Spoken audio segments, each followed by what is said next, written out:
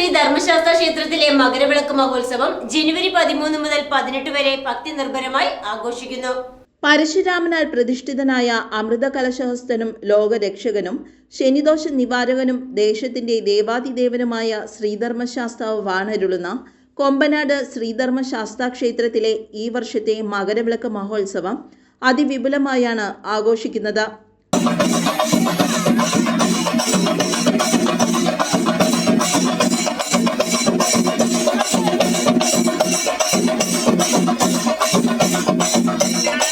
ജനുവരി 13 വൈകിട്ട് കൊടികേറി ആറാട്ടോടുകൂടി ജനുവരി 18 സമാപിക്കും.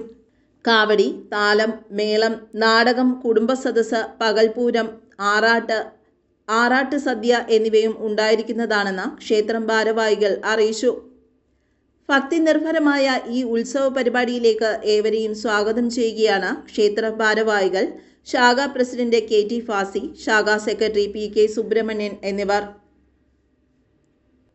News desk, Perumbavoor.